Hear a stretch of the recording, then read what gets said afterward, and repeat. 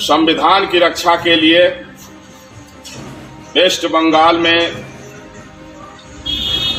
जो हिंसक प्रदर्शन हो रहा है वो हिंसा बंद हो, पीड़ितों को न्याय मिले और वेस्ट बंगाल में राष्ट्रपति शासन लगाने की मांग को लेकर के आज हमने भीषण प्रतिज्ञा किया है।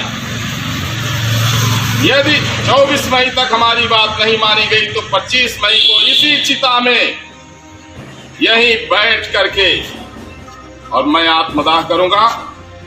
आज सभी देशवासियों के सामने मैं चिता लगा करके और अपने राष्ट्र की रक्षा के लिए, देशवासियों की रक्षा के लिए, संविधान की रक्षा के लिए, इंसानियत और मानवता की रक्षा के लिए आज मैंने ये भीष्म प्रतिज्ञा लिया है। पश्चिम बंगाल में जिस तरह से चुनाव के बाद में हिंसा हुई है और वहां लाखों लोगों की हत्या हो रही है जो ममता बनर्जी सोची समझी रणनीति के तहत करा रही हैं और उसको छिपा रही हैं। जब वहां भाजपा अध्यक्ष जेपी नड्डा चुनाव के पहले गए थे तो उनके ऊपर हमला हुआ था और इसके बाद हिंसा के बाद में जब बीजेपी के विदेश मंत्री जब वहां पहुंचे तो उनके काफिले पर हमला हुआ। जब मंत्रियों के इतनी सिक्योरिटी के बाद उनके ऊपर हमला हो रहा है तो वहां आम पब्लिक की क्या स्थिति होगी। वो भी उन्होंने दावा किया कि पुलिस की मौजूदगी में उनके ऊपर हमला हुआ।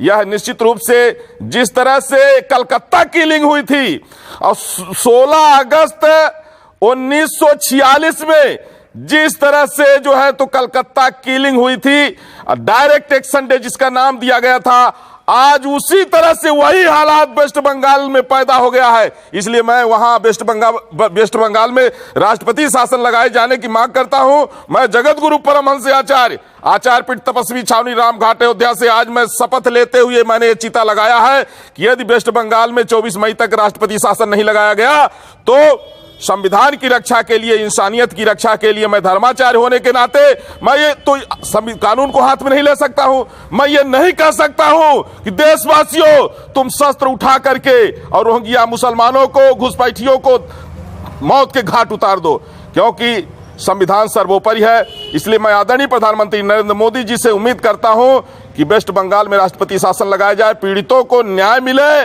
जिनका घर जला दिया गया है उनको घर बनवा के दिया जाए, जिनके यहाँ मौत हुई है कम से कम लोगों को 1 करोड़ रुपए पर मौत पर और एक सरकारी नौकरी दी जाए।